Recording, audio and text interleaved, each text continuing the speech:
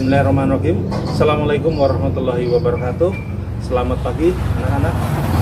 Hari ini kita melakukan pembelajaran jarak jauh untuk minggu yang ketiga, ya, minggu yang ketiga. Dengan masih pada bab keempat, sub pokok bahasanya adalah permasalahan keberagaman dalam masyarakat Indonesia, ya. Sekaligus nanti pada sub yang ke D-nya, yaitu pencegahan konflik.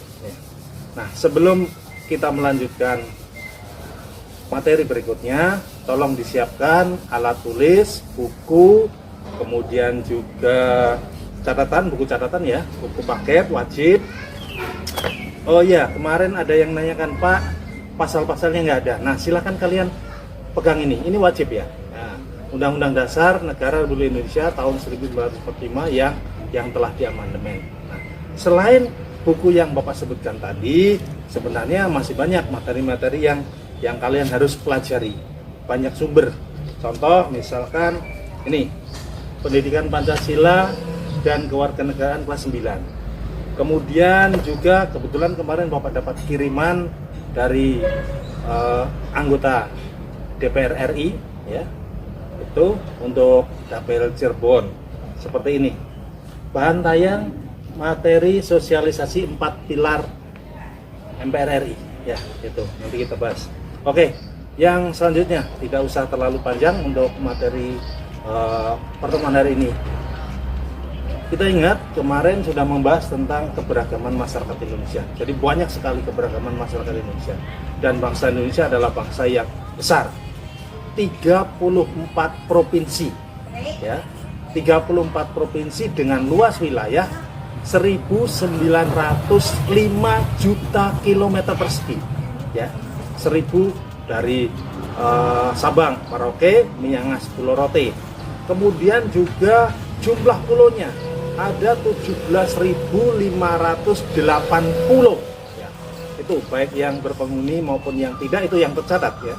Kemudian jumlah penduduknya ada 271.349.889 orang.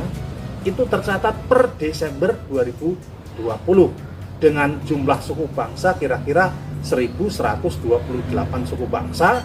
Kemudian bahasa daerah kira-kira 652. Dan ini keunikan bangsa Indonesia adalah ada tercatat sekitar 225 warisan budaya yang non benda itu ya. Nah, oke, kita balik ke ini, konflik itu apa sih? Konflik itu sama juga dengan pertikaian atau pertentangan atau suatu bentuk interaksi sosial yang dimana pihak satu dengan yang lain ingin saling menjatuhkan, ya, ingin saling menjatuhkan atau menghilangkan, mengenyahkan rivalnya. Gitu. Kemudian bentuk-bentuk konflik, ada beberapa macam bentuk konflik, misalkan konflik pribadi, konflik rasial, ya, konflik sosial, konflik politik antar golongan, dan juga mungkin kategori konflik internasional. Itu.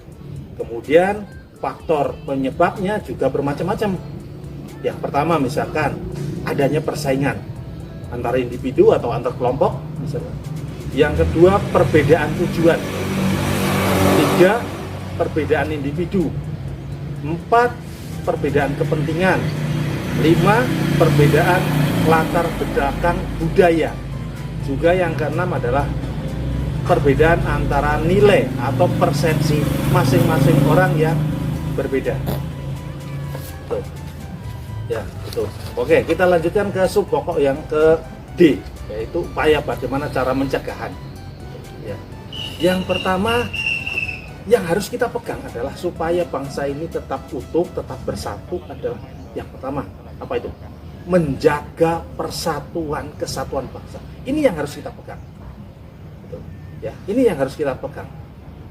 Apapun bentuk perbedaan kita, kalau kita sudah memegang, saya ini bangsa Indonesia. Ingat, Sumpah Pemuda. ingat Sumpah Pemuda.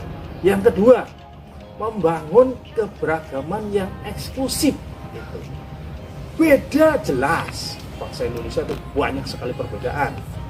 Tetapi kini kita ingin perbedaan itu menjadi budaya kekayaan bangsa Indonesia, bukan menjadi hal yang justru akan memisah-misahkan.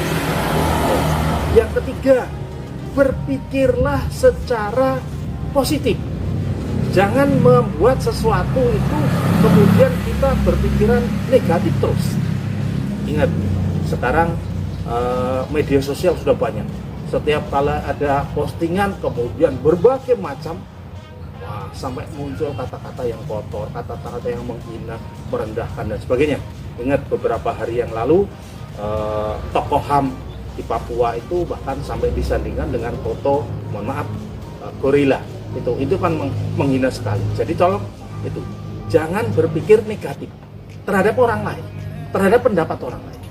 Yang keempat, adanya kesadaran multikultural. Jadi kita sama-sama harus sadar bahwa inilah bangsa Indonesia, inilah saya, inilah NKRI. Itu ada semboyan apa? NKRI harga mati. Nah itu yang kita pegang, ya.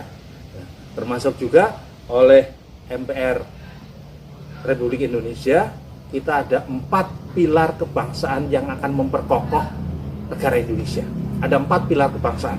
Yang pertama, Pancasila sebagai dasar negara dan sebagai ideologi negara. Tuh, kita harus pegang sila pertama sampai dengan sila yang kelima, apa butir-butirnya. Yang kedua, Undang-Undang Dasar Negara Republik Indonesia tahun 1945 sebagai konstitusi negara.